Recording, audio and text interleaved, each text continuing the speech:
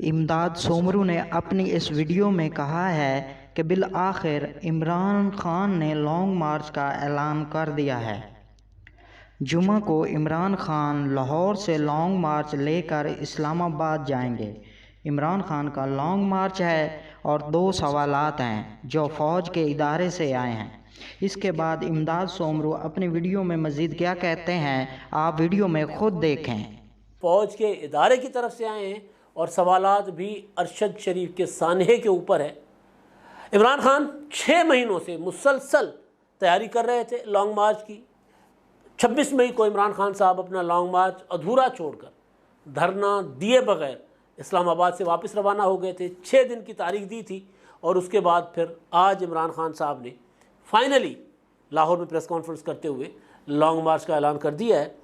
अब लॉन्ग मार्च जो इमरान खान साहब का होगा, उस लॉन्ग मार्च का जो आगाज़ है वो उन्होंने बताया कि वो लिबर्टी चौक से करेंगे लाहौर से, और यहाँ से वो चलेंगे फिर इस्लामाबाद की तरफ, जीटी रोड के ज़रिए जाएंगे और फिर इस्लामाबाद पहुँचेंगे।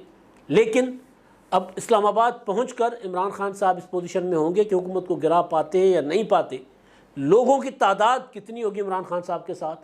बुनियादी तौर पर इमरान खान साहब जो हैं वो मुसलसल तैयारी कर रहे थे और तैयारी में इमरान खान साहब को एक होता है ना, कोई चाहिए होता है, क्लिक चाहिए होता है, कोई चीज़ हो जो ट्रिगर करे चीज़ों को। तो उनको ये लग रहा है कि अरशद शरीफ का जो सान्या है, उस सान्हे ने हालात मज़ीद उनके हक़ में कर दिए। वो जो कहते हैं कि लोग उठ खड़े हुए, लोग मेरे साथ हैं, तो अरशद शरीफ के सान्हे के बाद इमरान खान साहब ने उसके ऊपर एक तो दावे किए, बड़े बड़े दावे किए, और उन दावों को ज़ाहिर है इमरान खान साहब को साबित करना होगा। वो दावे कोई मामूली नहीं है, इंतहाई बड़े दावे हैं। अगर वो ठीक हैं तो ख़तरनाक दावे हैं, और अगर वो गलत हैं, वो सिर्फ सियासत के लिए इमरान खान साहब ने वो दावे किए, तो फिर संगीन है, जिसका ज़ाहिर है इमरान खान साहब को संगीन नताइज भुगतना पड़ेंगे। क्योंकि इमरान खान साहब ने वो दावे किसी सियासी मुखालिफ के लिए नहीं किए।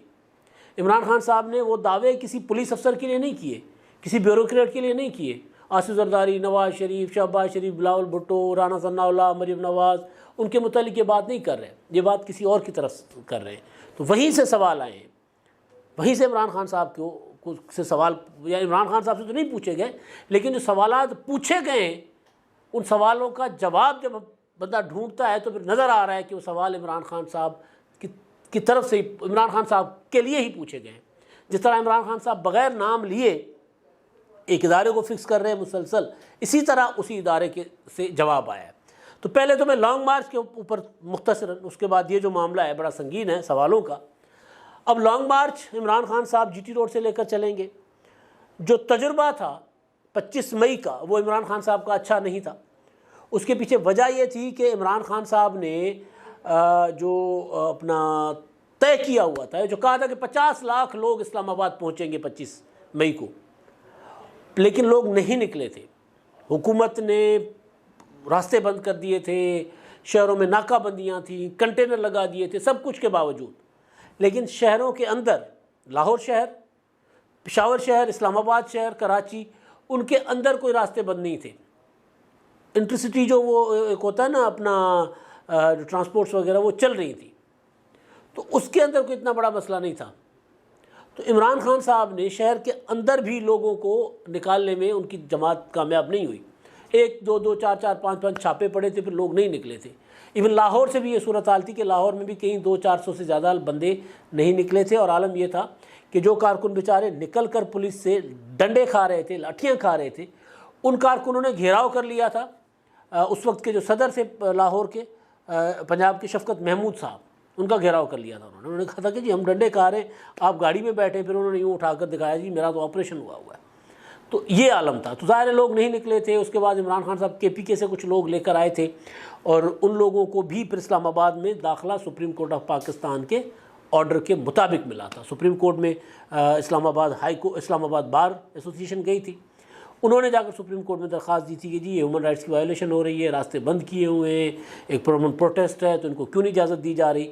तो उस पर फिर हुकूमत और PTI, इन दोनों को अदालत ने बिठा दिया था आपस में, और बिठा कर तय किया गया था कि इमरान खान साहब आएंगे, क्योंकि हुकूमत कह रही थी कि ये रेड जोन में आना चाह रहे हैं, ये रेड जोन में आकर बैठ जाएंगे। तो उस पर अदालत ने कहा था कि रेड जोन में तो किसी को दाखिले की इजाज़त नहीं होनी चाहिए, अलबत्ता अगर ये प्रोटेस्ट करने आ रहे हैं तो आएँ, H9 F9 जो है वहाँ पर जो पार्क है वहाँ जाकर बैठ जाएं, वहाँ जाकर जलसा करें। तो इमरान खान साहब को ये कन्वे कर दिया गया था और फिर रास्ते खोल दिए गए थे। सुप्रीम कोर्ट ने इस कंडीशंस पर वो मुआहदा हुआ ना दोनों फरीकैन में, रास्ते खोल दिए थे। तो अब वो ऑर्डर आज भी बरकरार है सुप्रीम कोर्ट ऑफ पाकिस्तान का।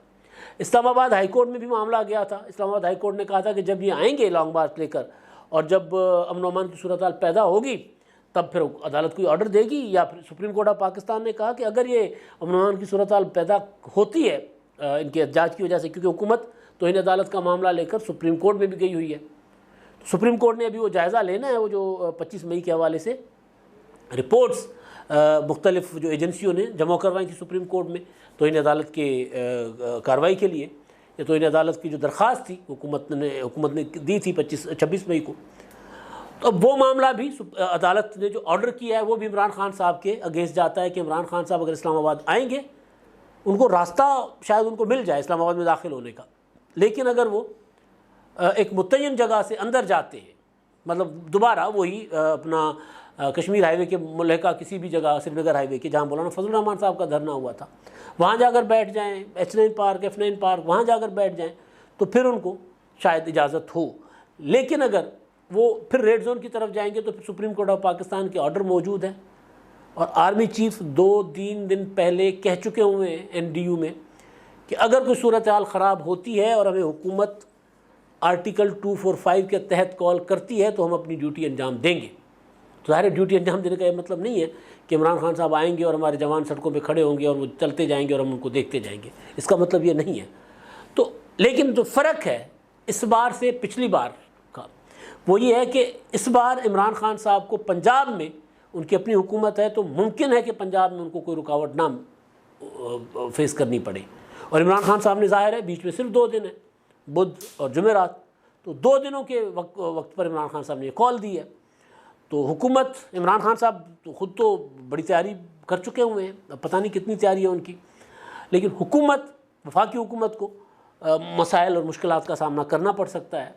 और वो ये कि वफाकी हुकूमत अब कैसे इंगेज करेगी, क्योंकि पंजाब से वफाकी हुकूमत ने पुलिस मांगी थी, पुलिस नहीं मिली थी, तो फिर खैबर पख्तूनख्वा से पुलिस मांगी, उन्होंने इनकार कर दिया था। तो कहा गया था कि सिंध से पुलिस के दस्ते मंगाए जाएंगे और वो जो है वो रास्ते इस्लामाबाद पुलिस की मदद के लिए वहाँ होंगे और बाकी ज़ाहिर रेंजर्स वगैरह होगी।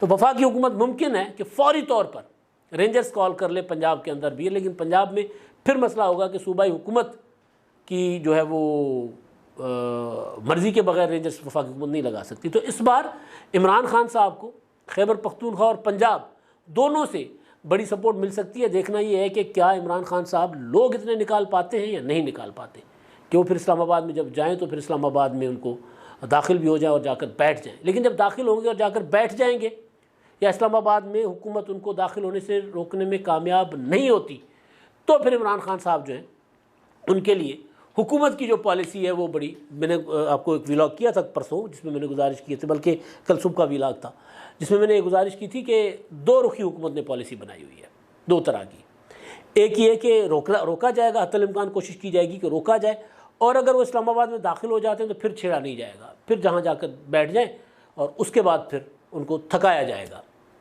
तो वो फिर उसके बाद थकाने वाली पॉलिसी पर हुकूमत अमल करेगी। इस बार इमरान खान साहब को सपोर्ट जो है वो 2 हुकूमतों की है, लेकिन फाइनेंशियल सपोर्ट जो है वो इमरान खान साहब को इस बार उस तरह शायद ना मिल पाए, क्योंकि इतने ज़्यादा लोगों को जाकर बिठाना धरने पर, अगर धरना होता है, क्योंकि धरने वाले मामले पर भी अभी मामला जो है वो इमरान खान साहब खुद कह चुके हुए हैं कि जी मेरे लॉन्ग मार्च से तो हुकूमत इंतखाबात नहीं करवाएगी, मुझे यकीन है कि इंतखाबात नहीं करवाएगी, इसलिए लॉन्ग मार्च के बाद भी कोई अगला प्रोग्राम होगा।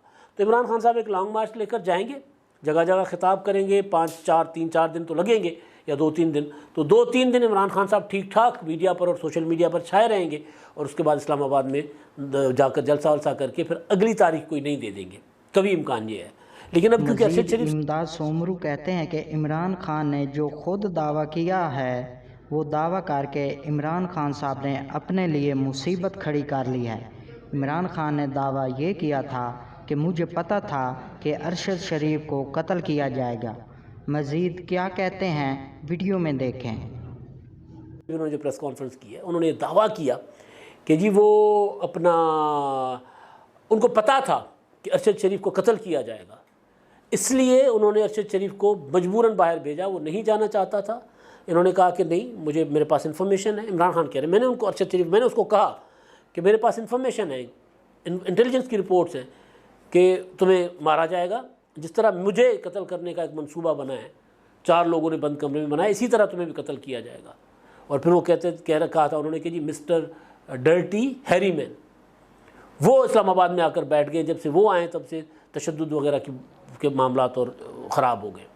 अब इमरान खान साहब ने फिर नामालूम अफराद का हवाला, उन्होंने कहा कि जी नामालूम अफराद फ़ोन कर रहे थे और ये नामालूम अफराद इन चोरों से, डाकुओं के साथ मिले हुए हैं और अरशद शरीफ इनके ख़िलाफ़ जो है वो आवाज़ उठा रहा था और ये था और वो था। आज़ाद अरशद शरीफ साहब की, मैंने बार बार कहा कि अरशद शरीफ साहब एक जर्नलिस्ट थे, वो अपना काम कर रहे थे, उनके काम से इख्तलाफात हो सकते हैं, लेकिन मसला ये है कि अरशद शरीफ जिन हालात में जिस तरह कत्ल किए गए उस पर हमने भी बार बार सवाल उठाए कि वो कैसे बाहर गए, उनको क्यों बाहर भेजा गया। पाकिस्तान में इस तरह मतलब ऐसा क्या हो गया था कि अरशद शरीफ साहब को बोलने की इजाज़त नहीं थी। तो जाहिर है कहीं ना कहीं कोई पाबंदियाँ थी कि वो जलावतन हुए। तो ये सवाल हम उठा रहे थे, हम कह रहे थे कि मसला ये नहीं है कि अरशद शरीफ जो हैं वो कितने बड़े सहाफ़ी थे, कितने अच्छे सहाफ़ी थे, कितने कोई उनसे इख्तलाफ रखता है, कोई उनसे मुत्तफ़िक है, उनका नज़रिया क्या था, उनके पॉलिटिकल थाट्स क्या थे, वो इमरान खान साहब के साथ क्यों थे, वो सहाफ़ी थे तो उनके साथ क्यों थे। ये सवालात तो सानवी हो गए ना। असल सवाल ये था कि अरशद शरीफ साहब पाकिस्तान से जाने पर मजबूर क्यों हुए, किन्होंने उनको मजबूर किया, ये सवाल हम उठा रहे थे। मगर जब इमरान खान साहब ने आज ये संगीन इल्ज़ामात आयद किए खिताब करते हुए कन्वेंशन में, तो उसके बाद फिर अफवाज पाकिस्तान भी मैदान में आ गई। अफवाज पाकिस्तान के तर्जुमान लेफ्टिनेंट जनरल बाबर इफ्तिखार साहब ने एक बयान जारी किया है, मीडिया के साथ बातचीत की उन्होंने टीवी बीपर्स के ज़रिए। और उससे पहले फ़ौज ने एक चिट्ठी लिखी GHQ ने वज़ीर आज़म साहब को या हुकूमत को कि जो मामला है इसकी तहकीकात करवाई जाए, अरशद शरीफ के कत्ल के में कौन मुलविस है, और दूसरा ये कि इस मामले को लेकर फ़ौज के इदारे के ख़िलाफ़ जो प्रोपेगेंडा कर रहे हैं उनके ख़िलाफ़ भी कार्रवाई की जाए। तो अब इमरान खान साहब ने क्योंकि इल्ज़ामात आयद किए थे, तो मैंने अपने पिछले व्लॉग में गुजारिश की थी कि अब तहकीकात इमरान खान साहब से होनी चाहिए। उन्होंने दावा किया है, उन्होंने किसी अपने सियासी फरीक के ऊपर इल्ज़ाम नहीं लगाया, उन्होंने एक इदारे को प्रॉपर फिक्स कर रहे हैं वो इस मामले में, और उनका मैसेज उस इदारे तक पहुँच चुका हुआ है। इसी वजह से DG ISPR जो है वो आगे अपना ये मुतालबा लेकर हुकूमत से कि जिस मामले की तहकीकात करवाई जाए। फिर उन्होंने सवाल भी उठाए हैं, जो सवाल उठाए हैं वो इमरान खान साहब के इल्ज़ामात का जवाब है। मैं जो उनकी प्रेस कॉन्फ्रेंस, अपना प्रेस रिलीज़ या वो जो उनकी स्टेटमेंट, प्रेस रिलीज़ तो नहीं, जो उनका बयान है जो उन्होंने मीडिया पर आकर बात की है, वो समा ने रिपोर्ट किया है। तो समा को मैं आपके सामने समा की जो स्टेटमेंट है वो पढ़ता हूँ, फिर वो जो उन्होंने 2 बड़े सवाल उठाए हैं उस पर मैं चंद गुजारिशात करूँगा, क्योंकि ये जवाब है बेसिकली इमरान खान साहब के उन इल्ज़ामात का। तो मैंने कहा था कि इमरान खान साहब ये बात करके अब अच्छे खासे फंस गए होंगे, अब उनको तफ्तीश में शरीक होना पड़ेगा। अब तहकीकात जो जुडिशल कमीशन वज़ीर आज़म ने ऐलान किया है, जब वो बनेगा तो इमरान खान साहब से ही आगाज़ होगा तहकीकात का, क्योंकि वो वाहिद शख्स हैं पाकिस्तान में जो ये दावा कर रहे हैं कि उनको पता था। या फिर शेख रशीद साहब, वो तो शुद्नियाँ छोड़ते फिर रहे हैं, ये तो वज़ीर आज़म थे ना। खैर शेख साहब भी वज़ीर दाखिला थे, वो भी ये कह रहे थे कि जी अरशद शरीफ साहब के जो सर की कीमत लगाई गई थी और दूसरों की भी सरों की कीमत लगी हुई है। तो ये स्टेटमेंट है, उसमें कहा जा रहा है कि DG ISPR कहते हैं कि इदारे पर बेबुनियाद इल्ज़ामात लगाने वालों के ख़िलाफ़ कार्रवाई होनी चाहिए। हुकूमत पाकिस्तान को दरख्वास्त की है कि अरशद शरीफ के कत्ल पर आला सतह की तहकीकात कराई जाए। देखना होगा कि अफसोसनाक वाक़े से कौन फ़ायदा उठाना चाह रहा है, अरशद शरीफ को पाकिस्तान से जाना क्यों पड़ा, इसकी भी तहकीकात होनी चाहिए। वो आगे चलकर जो डिटेल में लिखते हैं कि पाक फ़ौज के शोबा ताल्लुकात आमा ISPR के सरबराह लेफ्टिनेंट जनरल बाबर इफ्तिखार ने अपने बयान में कहा कि अरशद शरीफ बहुत प्रोफेशनल सहाफ़ी थे, उनकी नागहानी वफ़ात पर हम सब को तकलीफ़ है और ये अफसोसनाक है। वो हमारे ऑपरेशंस के दौरान भी फील्ड्स में जाकर रिपोर्टिंग करते रहे। उनका कहना था कि बहुत ज़रूरी है कि अरशद शरीफ के वाक़े की मुकम्मल तहकीकात की जाए। हुकूमत को कहा है कि आला तरीन सतह की तहकीकात होनी चाहिए। उन्होंने कहा कि सानहे को जवाज़ बनाकर इदारे पर मनगढ़ंत और बेबुनियाद इल्ज़ामात लगाए जा रहे हैं। इल्ज़ामात लगाने वालों के ख़िलाफ़ कार्रवाई की जाए। देखना है कि इस वाक़े से कौन फ़ायदा उठाना चाहता है। DG ISPR ने कहा कि इस बात की भी तहकीकात होनी चाहिए कि अरशद शरीफ को मुल्क से क्यों जाना पड़ा, किसने अरशद शरीफ को पाकिस्तान से जाने पर मजबूर किया। तहकीकात होनी चाहिए कि अरशद शरीफ कैसे गए और उस दौरान कहाँ ठहरे। केस को मंतकी अंजाम तक पहुँचाना चाहिए। बाकी उन्होंने कहा है कि हमने हुकूमत को भी कहा है कि हुकूमत भी तहकीकात करे, वो जो मैं पहले बता चुका। अब इसमें जो चीज़ें हैं, जो सवाल हैं, एक सवाल जो हम उठा रहे थे वही उन्होंने उठाया है कि जी कैसे गए, क्यों गए, ऐसे क्या हालात पैदा हुए, किसने जाने पर मजबूर किया। एक तो ये है, ज़ाहिर है पाकिस्तान में सच बोलना कोई आसान नहीं होता, मतलब इसमें कोई ढकी छुपी बात नहीं है। पाकिस्तान वो मुल्क है जहाँ सहाफ़ी या सहाफ़त जो है वो सबसे ज़्यादा ख़तरे में होती है, उन ममालिक में शुमार होता है पाकिस्तान का। लेकिन अब ये वो सवाल उठा रहे हैं जिनके ऊपर इमरान खान साहब या फिर उनकी जमात या फिर उनके हमख्याल लोग इल्ज़ामात आयद कर रहे हैं। तो उन्होंने सवाल उठाया है, और उन्होंने सबसे बड़ा सवाल ये उठाया है कि वो कैसे गए, किन हालात में गए, किसने मजबूर किया, और दूसरा ये कि उनके कत्ल को सियासी मकासद के लिए कौन इस्तेमाल करना चाह रहा है, कौन उसका फ़ायदा उठाना चाह रहा है, यानी इमरान खान साहब की तरफ ये इशारे कर रहे हैं।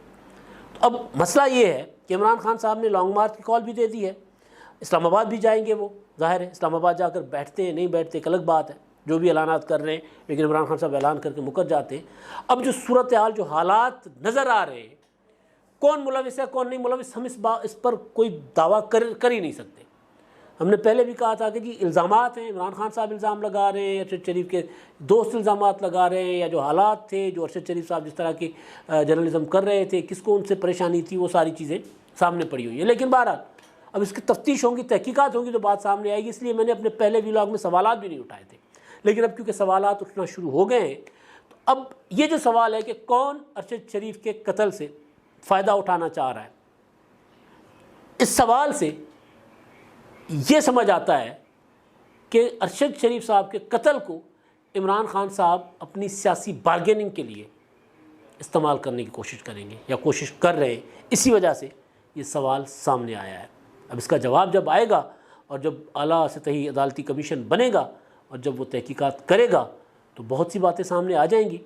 मगर इमरान खान साहब जिन्होंने ये दावा किया है कि उनको ये पता है, ये दावा ख़तरनाक भी है और संगीन भी है इमरान खान साहब के लिए, कि अगर इमरान खान साहब अपने दावे को सच साबित कर सकते हैं तो ये बड़ा भयानक होगा, ख़तरनाक होगा, और अगर इमरान खान साहब अपना दावा साबित नहीं कर सकते तो उनके लिए संगीन होगा, उनके लिए उनको संगीन नताइज भुगतना पड़ सकते हैं, क्योंकि ये इल्ज़ाम उन्होंने किसी सियासी मुखालिफ पर नहीं लगाया इस बार। अब तक के लिए इतना ही। अल्लाह हाफ़िज़।